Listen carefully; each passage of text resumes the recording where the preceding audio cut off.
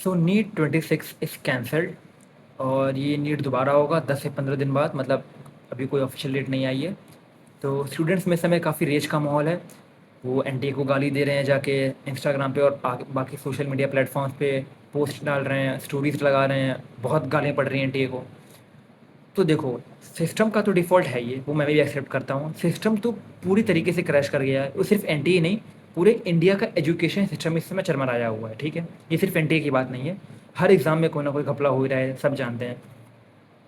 लेकिन एक स्टूडेंट के तौर पे तुम अपनी तरफ से क्या कर सकते हो अभी? तुम्हारे पास 2 चॉइस हैं। या तो तुम बैठ के अभी एनटीए को लगातार गाली दे दो, पोस्ट डालो, स्टोरीज़ लगा लो, या फिर तुम जो रीनीट होने वाला है, जो तुमने इतने साल प्रिपरेशन की है, 1 साल जो तुमने पूरी तैयारी की है, 1 साल या 2 साल जितनी भी, तुम उसको वेस्ट ना जाने दो और दोबारा से रीनीट के लिए पढ़ना चालू कर दो। क्योंकि देखो, सिस्टम तो गलत है, वो मैं भी मानता हूँ, मैं इस चीज़ को खुद ही एक्सेप्ट कर रहा हूँ, सिस्टम गलत है।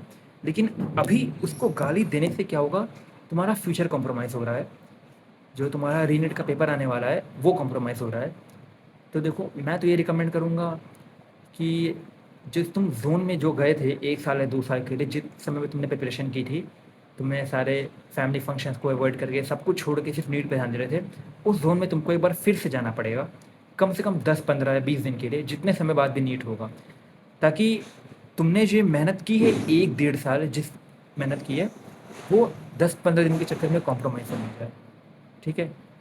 और बाकी देखो, एक बार रीनेट हो जाए, उसके बाद तुम आके एनटीए को भर भर के गालियाँ देना, स्टोरीज लगाना, पोस्ट अपलोड करना इंस्टाग्राम पे और बाकी सोशल मीडिया प्लेटफॉर्म्स पे। लेकिन अभी कम से कम 10-15 दिन के लिए अपने स्टडी जोन में वापस चले जाओ और अपनी वो 1 या डेढ़ साल की जो मेहनत है, उसको बर्बाद मत होने दो, ठीक है? और जिन लोग का ये नीट 26 इतना अच्छा नहीं गया था, जिनका पढ़ाई के अलावा किसी रीज़न की वजह से अटक गया, या तो वो घबरा गए हों, एंग्जाइटी हो गई हो, या फिर ओमार कुछ गलत हो गया, उनके पास भी एक दोबारा मौका है कि रीनीट दे दो और एक अच्छे से कॉलेज में एडमिशन ले लो। क्योंकि अगर अब नहीं हो पाया तो तुम्हारे पास भूलने के लिए कोई रह नहीं जाएगा, कि ना, कि इस बार मेरा ओमार गलत हो गया था, इस बार मैं टेंशन में आ गया था, अगली बार फिर से ट्राई करूँगा। भगवान बहुत कम लोगों को ऐसा मौका देते हैं। जिनका पेपर खराब गया, मैं उनके लिए बोल रहा हूँ कि बहुत कम ऐसा होता है कि तुम्हें 1 साल में 2 बार मौके मिल जाए। आखिरी बार रीनीट 2015 में हुआ था, समझ रहे हो? और बाकी जिनका पेपर अच्छा गया उनको तो बहुत बुरा लग ही रहा होगा, मैं समझ रहा हूँ।